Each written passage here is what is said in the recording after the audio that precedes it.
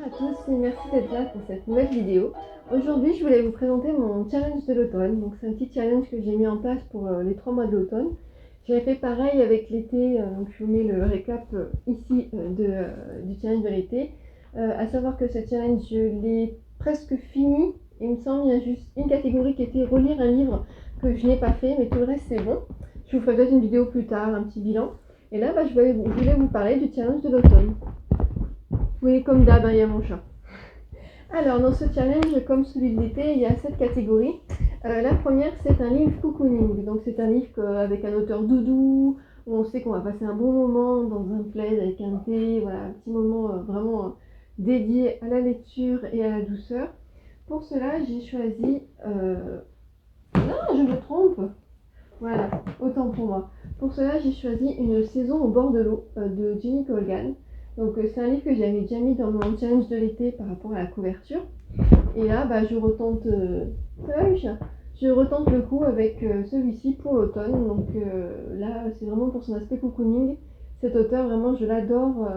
Tout ce qui est détente, c'est des belles histoires. Voilà, j'aime beaucoup. Donc elle en fait partie. Ensuite, un livre qui me fait peur.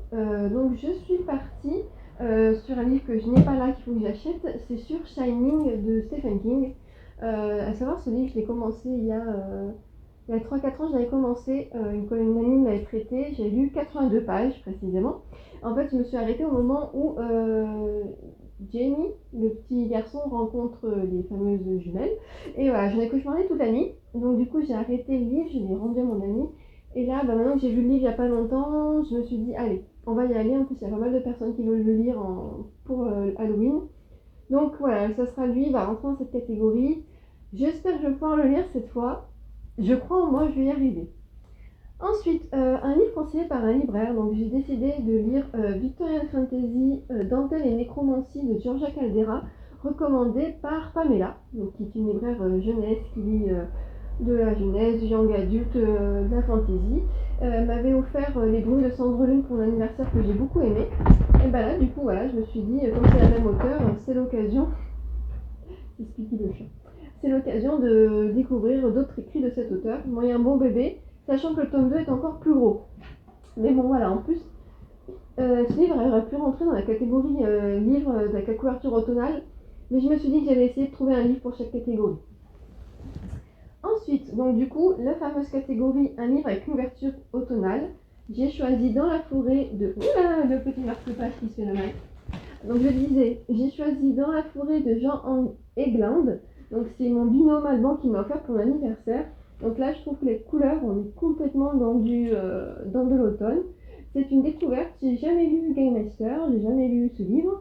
Et surtout, apparemment, c'est une sorte de dystopie fin du monde. Donc c'est vrai que je l'ai très rarement lu.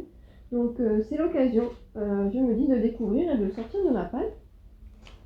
Ensuite, un livre sur une histoire de famille. Donc là, j'ai choisi un classique que, si j'ai bien lu le résumé, il doit y avoir une histoire familiale. Il s'agit de Rebecca de Daphné du Maurier. C'est un classique vraiment autant au niveau thriller que littérature, parce qu'apparemment il a fait l'objet d'une adaptation cinématographique mise en scène par Hitchcock. Donc Hitchcock n'est pas reconnu pour ses romances. Donc voilà, je me suis dit que ça serait l'occasion de découvrir cet auteur, parce que c'est vrai que j'en entends beaucoup parler, mais que je n'ai jamais lu. Ensuite, j'ai mis une catégorie par rapport à Agatha Christie, parce qu'elle est une auteure que j'aime beaucoup, que ma maman et ma grand-mère aiment beaucoup aussi. Donc voilà, je me suis dit que c'est un peu une auteure emblématique chez nous. Et donc il s'agit d'Agatha Christie. Et donc j'ai décidé de lire un livre écrit par elle. Donc j'ai choisi Le Crime d'Halloween, qui sera en plus de saison avec l'approche d'Halloween. Donc là, c'est ni un Poirot, ni un Marple. Je sais pas quel personnage ce sera. C'est peut-être un one-shot, comme on dit, avec une histoire, avec un personnage différent. Et voilà, donc celui-ci, il n'est pas bien long. Pour octobre, fin octobre, il sera très bien.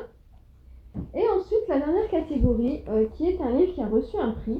Donc pour cela, j'ai choisi Sur le toit de l'enfer, qui a eu le prix de la sélection Polar il y a 2 semaines. Donc voilà, je l'ai dans ma bibliothèque depuis un moment. Et le fait qu'il ait eu un prix, je me dis que c'est l'occasion de le sortir. Donc voilà, en plus une ambiance un peu hivernale avec de la neige et tout. Donc voilà, ça sera la petite transition vers l'hiver. Donc voilà pour ma pile à lire de ce challenge.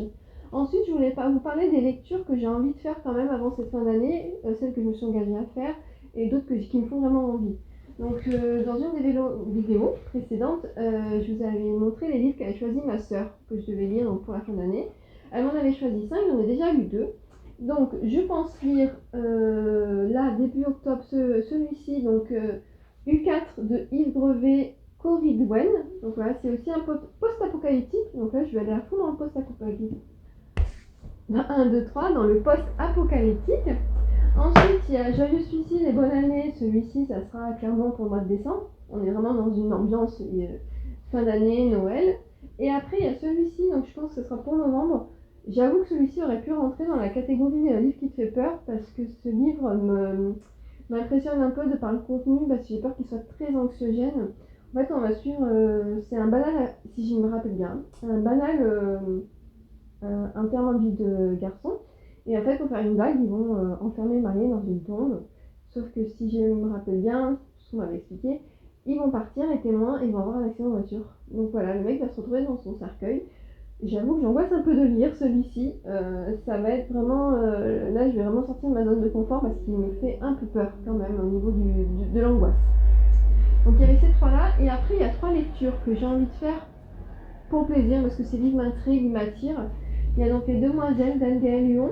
C'est un livre que j'ai demandé directement à l'édition parce qu'elle va parler des immigrés espagnols qui sont venus dans les années...